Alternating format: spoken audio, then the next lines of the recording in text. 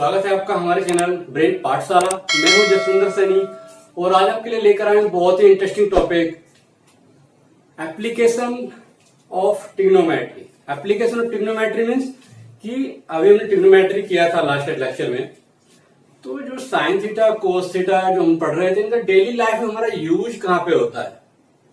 आज हम वो पढ़ने वाले हैं कि ट्रिग्नोमेट्री का हमारी डेली लाइफ में या जनरल लाइफ में यूज कहां पे होता है।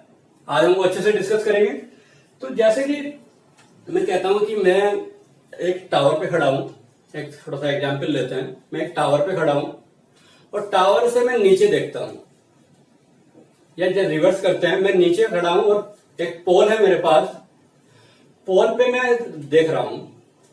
मेरे को कुछ सिचुएशन दी है कि पोल की हाइट, जो एक रिलेशन आता है पोल की हाइट। सपोज करिए मैं एक एग्जांपल ले रहा हूं आपके पास, मैं ये हूं यहाँ पे, ये एक पोल है,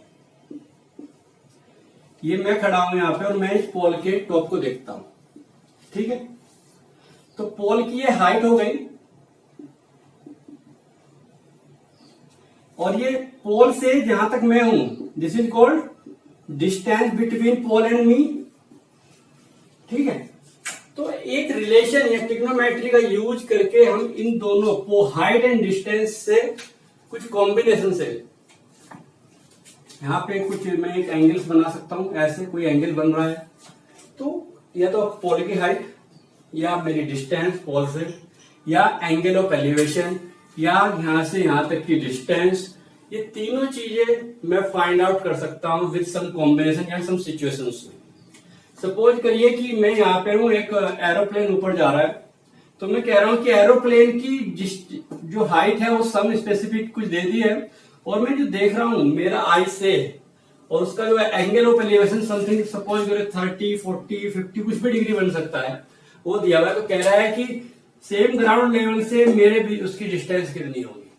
तो इस तरीके के कॉम्बिनेशन में हम लोग अप्लाई करते हैं। जस्ट रिवर्स, पोल पे कोई इलेक्ट्रिशियन या कोई इंजीनियर टावर पे खड़ा है पोल पे, और वो डाउन साइड देख रहा है कहीं पे सरफेस पे नीचे, तो एक ऐसा कॉम्बिनेशन बनता है कि ऊपर से देख रहा है तो तब बताइए कि दोनों की डिस्टेंस कितनी है या पोल की डिस्टेंस कितनी, हाइट कितनी है।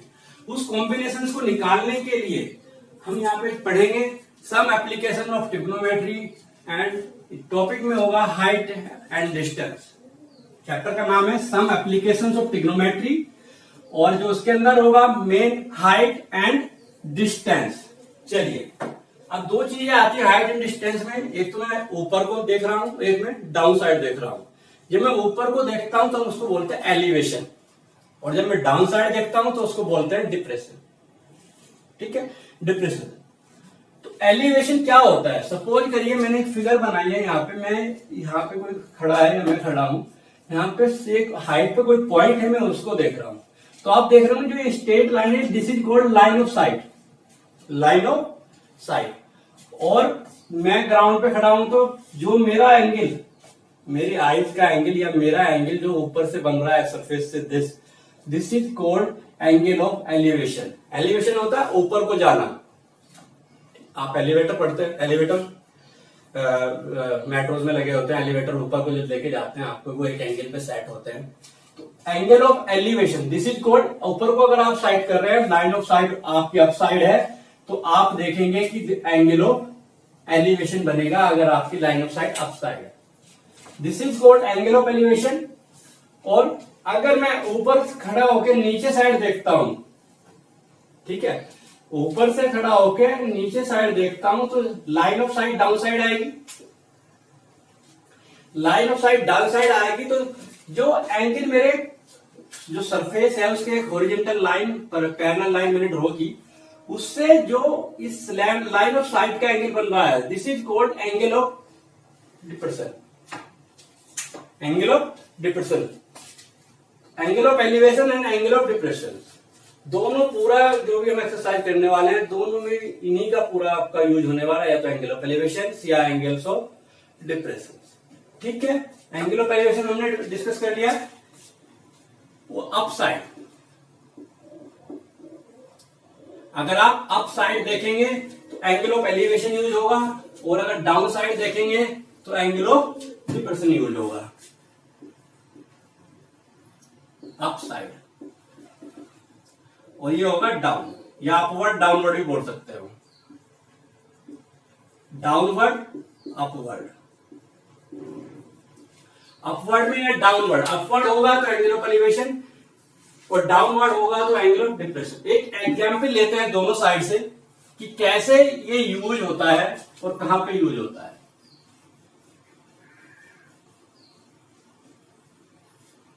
एक एग्जाम्पल, जनरल एग्जाम्पल ले रहा हूं मैं कि एक पोल है, ठीक है,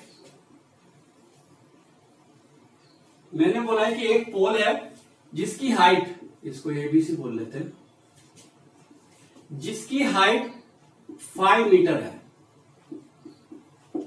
ठीक है, 5 मीटर है, और एंगल ऑफ एलिवेशन या बोलेंगे सरफेस से एंगल 60 डिग्री बन रहा है, 60 डिग्री बन रहा है, तो कह रहा है कि find the distance between pole and मी,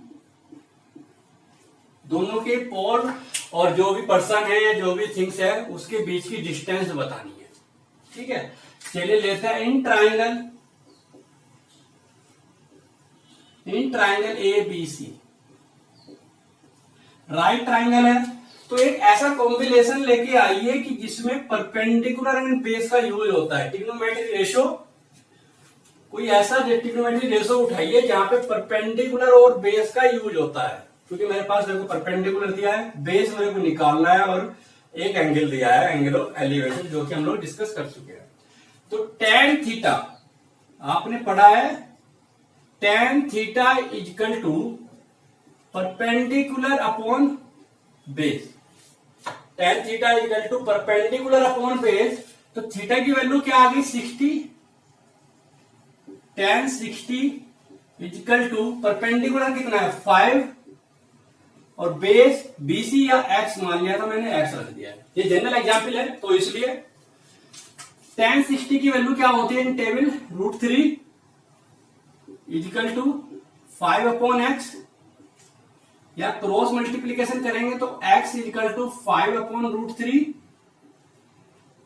और आपको पता है कि √3 नीचे नहीं छोड़ते हैं, तो √3 अपॉन √3, सो x इक्वल टू क्या आया 5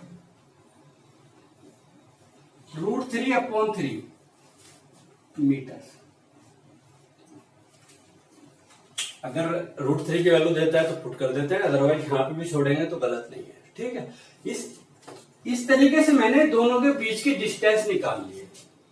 अगर रिवर्स होता, सपोज करो दोनों के बीच की डिस्टेंस देता, पोल की हाइट निकालनी होती, तो सेम कॉम्बिनेशन से मैं ये भी यूज कर सकता था। या अगर अब सपोज करो मैं कह रहा हूं कि नहीं, वो कह रहा है कि भैया बंदा जहां पे ये पर्सन खड़ा है और वहां पे पोल के जो बीच की डिस्टेंस है वो चाहिए मुझे, दोनों के बीच की डिस्टेंस चाहिए, यानी कि अब दोनों यहां से यहां तक, यानी कि एक उल्टा एग्जाम्पल लेते हैं कि एक काइट उड़ रही है ऊपर अबाउ साइड, और नीचे से अगर मैं देखता हूं तो एंगल ऑफ एलिवेशन ऑफ 60 बनता है, और उसकी जो हाइट है सरफेस से 5 मीटर है। तो मैं जानना चाह रहा हूं जो स्ट्रिंग है, जो एक डोरी होती है, उसका कितना मेरा पतंग से यहां तक कि कितना यूज हुआ है वो निकाल। इसमें क्या करेंगे, अब मैं देखूंगा कि मेरे को इसमें और इसमें कॉम्बिनेशन चाहिए, यानी कि परपेंडिकुलर अपॉन हाइपो में चाहिए, परपेंडिकुलर अपॉन हाइपो में कोई ट्रिग्नोमेट्रिक रेशो का ऐसा रिलेशन लाइए, perpendicular upon hypo I think sine theta होता है, sine theta equal to perpendicular upon hypo होता है, रख लेते हैं साइन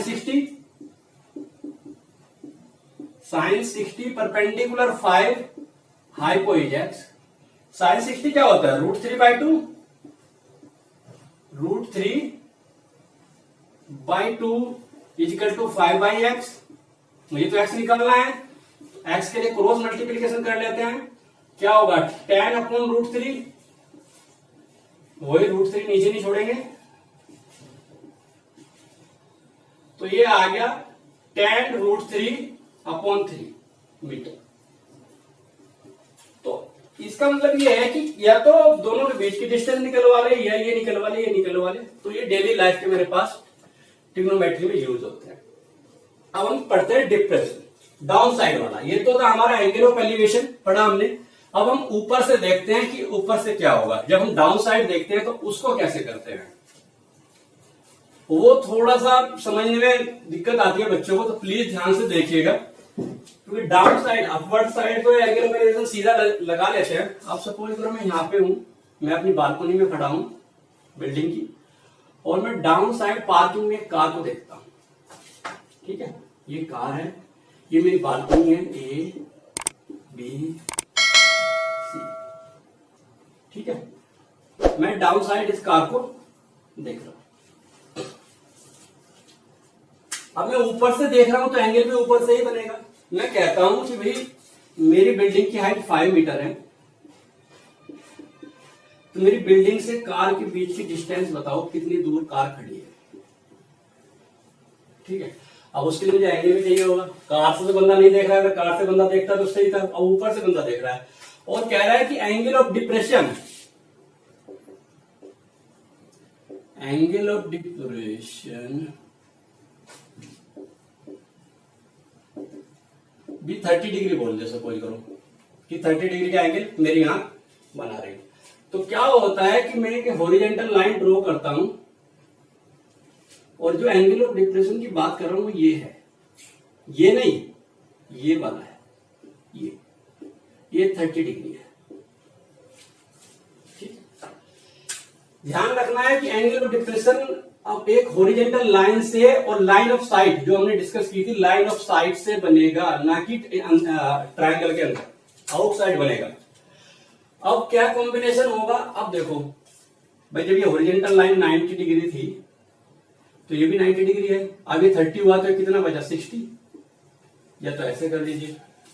तो एक दूसरा है, ये इसके पैरेलल होती है, हॉरिजॉन्टल लाइन दोनों पैरेलल है, पैरेलल है, this angle equal to this होता है क्या, अल्टरनेट इंटीरियर एंगल।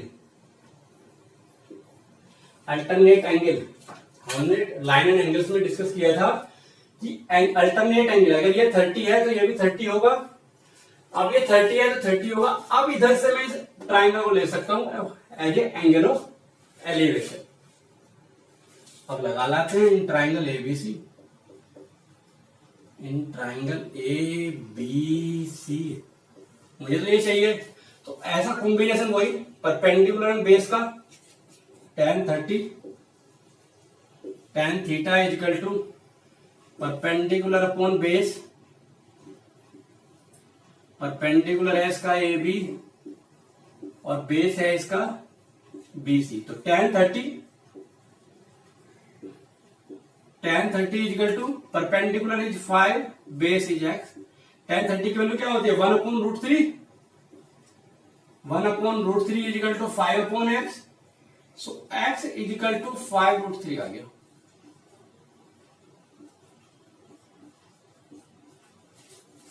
यानी कि बिल्डिंग से कार के बीच की डिस्टेंस 5√3 है।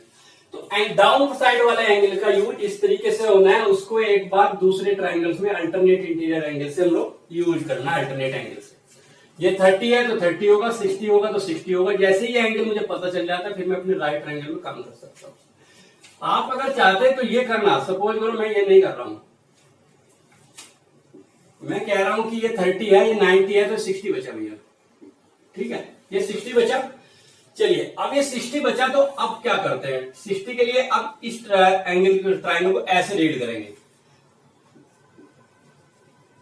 tan 60 इक्वल टू क्या होगा परपेंडिकुलर अपॉन बेस। परपेंडिकुलर क्या है अब tan 60 के लिए परपेंडिकुलर। अब आप इधर से देखोगे तो ये बेस बनेगा परपेंडिकुलर, तो क्या आएगा x अपॉन 5। tan 60 क्या होता है √3 equal to x upon 5, cross multiplication करिए, x इक्वल टू 5√3। या तो अल्टरनेट इंटीरियर एंगल से कर लीजिए, अल्टरनेट एंगल से कर लीजिए, या 90 डिग्री से लीनियर पेयर से भी कर सकते हैं इसको। फिर आपको ट्राइंगल को ऐसे रीड करना होगा। आई थिंक आपको एंगल ऑफ एलिवेशन और एंगल ऑफ डिप्रेशन समझ में आ गया होगा। अब इसी बेस पे हम एक्सरसाइज जो इसकी एक एक्सरसाइज है इस चैप्टर की वो डिस्कस करते हैं।